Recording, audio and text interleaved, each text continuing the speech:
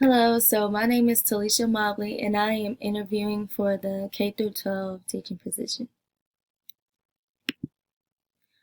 Culture of universal achievement ensures that every student will receive quality education, and it shows us that despite where a child comes from, they are competent to learn just as well as any other child that has come from a more positive or influential background or environment. It is also important because it encourages teachers to make sure that the classroom challenges can be refined to motivate each student. And my support is I read in No Excuses University, Damon Lopez mentioned I would question why their parents didn't feed them as I told them about the importance of a healthy breakfast each morning. Looking back, I should have handed them a granola bar and a juice box, told them how happy I was to have them in class, and begun our day together.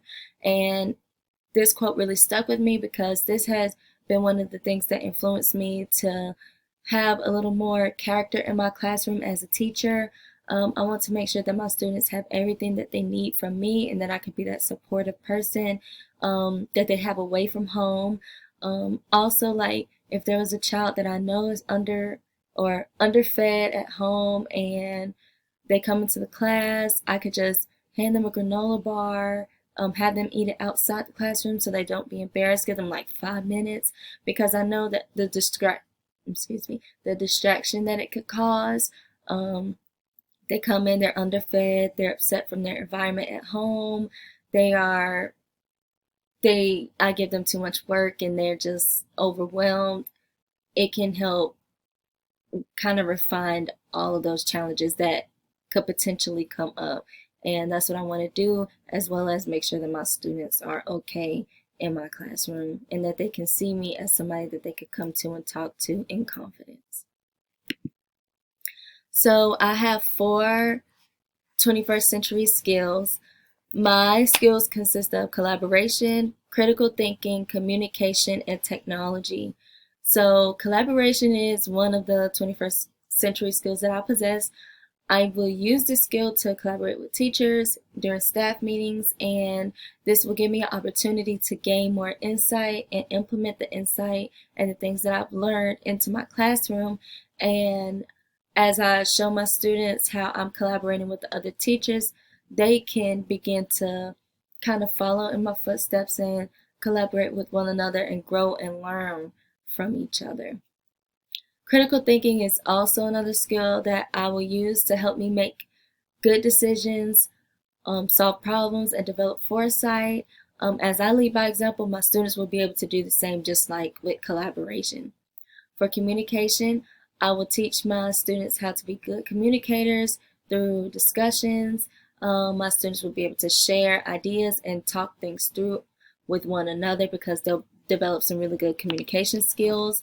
And lastly, I am skilled in technology, so it will be easy for me to plan different activities online or on a notepad, on a tablet, on a computer, laptop, anything like review games, um, different lessons, PowerPoints, things like that because I'm really good at it. So, instructional management planning. Some of my rules and expectations that I will have for my classroom is um, be respectful to me as a teacher, to your environment, your peers, and yourself. Come ready to learn, use equipment properly, be honest, and be proud of your work.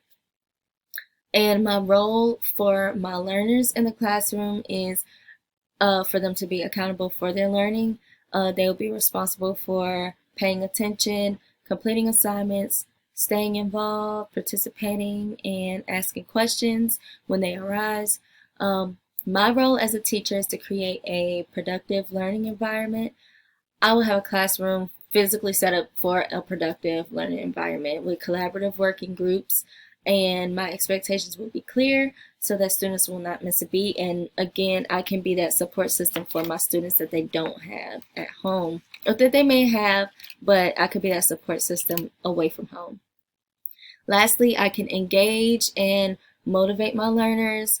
I will do this by incentives and visually showing their strengths by just looking at graphs of the different strengths in the classroom, and that will make them, if they realize that they may not have a certain strength, that'll make them want to do better in that certain area, or that'll make them feel confident and give them a sense of agency, seeing that I notice their strengths. And lastly, I would give them learning options with homework and stuff, or not homework, but like classwork, like what do you want to learn today, or which one do you want to learn first, that type of thing, so they can see that they're also a big part of the classroom community.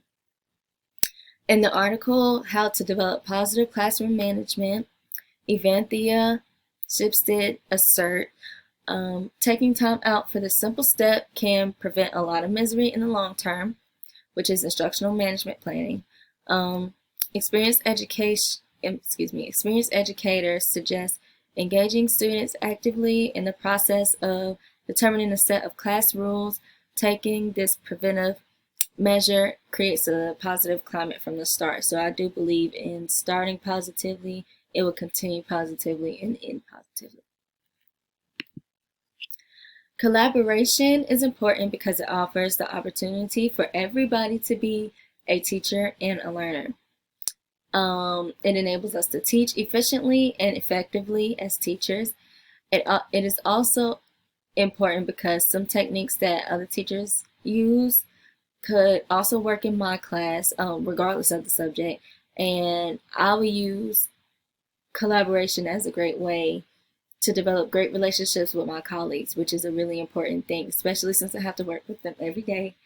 Also, in No Excuses University, Lopez says, when comparing the work that educators do in isolation versus the work that they do when operating effectively as part of an exceptional system, the results of a team are always better, which I totally agree. Working by yourself and working with a team of other people where you can put all of your ideas together and gain insight is always better than just being by yourself. For my standard alignment, standards alignments are used to promote and obtain student success. Standards alignment is best achieved when teachers plan ahead as well as plan collaboratively for the most efficient outcome. Standards alignment can also give students a role in the classroom that relates to what they are doing, which can lead to students gaining a sense of agency, which is very important. And Newman suggests, where possible, integrating different concepts ensures that students can see their connection to the real world, and just as importantly, save time by connecting each subject. And it has the potential to give students a taste of the real world in a classroom setting, and I feel like that is very important because it proves more relevant. So from the the video on Gardner's concept of multiple intelligence, I learned that there are 8 different intelligences that everyone has.